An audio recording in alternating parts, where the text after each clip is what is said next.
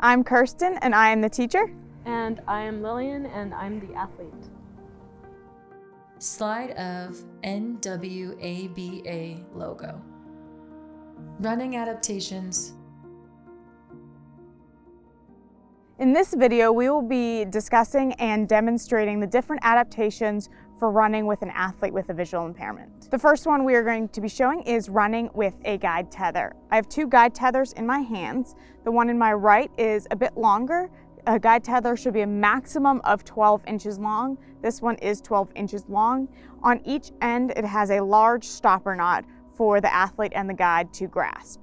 The one in my left hand is a bit shorter. It's about 8 inches long, again with a stopper knot on each end.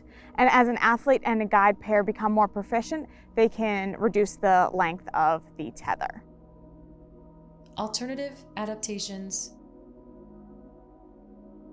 There are a few other running adaptations, including having the guide runner wear either a bell wristlet or carry a bell or beeping sound source so that the runner has an audible target to follow as they're running. If an athlete has some vision, you can have the guide wear a high contrast vest while they're running, and the guide and runner will run in close proximity, and the runner will be able to follow the high contrast vest.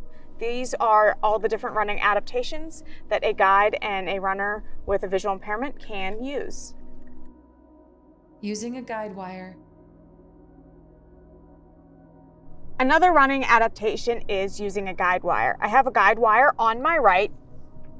It is strung between two stationary poles and is strung so that the wire is taut. A guide wire can be either a wire, a clothesline, a piece of parachute cord, or any other string or wire that can be strung taut, and it's heavyweight enough for the athlete to run back and forth along, but not so heavy that the weight of the wire will hang down. We've put a pull noodle at each end of the guide wire to let the athlete know when they are approaching the stationary pole and when they should stop. There is a guide wire tether attached to the wire. It is attached using a carabiner.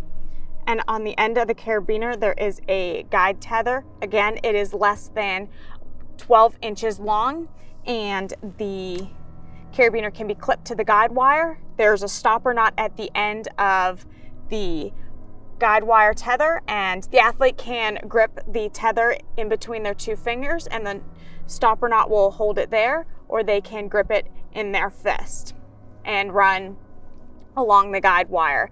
The tether should be long enough for the athlete to be able to get a full rotation while they are running.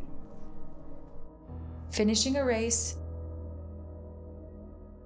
When a guide and a runner are in a race together, whether they're using a guide tether or a sound source or a high contrast vest, it is essential that the runner finishes ahead of the guide. Typically, they will do this by the guide letting the runner know that they are approaching the finish line, giving a countdown of 3, 2, 1, finish, and then the runner will run ahead of the guide as the guide runs behind the runner so that the runner can finish ahead of the guide.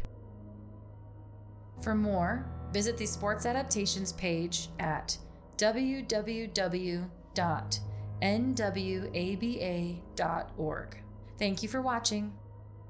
Thank you to the Washington State School for the Blind for allowing us to use their campus in the making of these videos. Thank you to Guide Dogs for the Blind, who create partnerships between people, dogs, and communities. Slide of NWABA logo.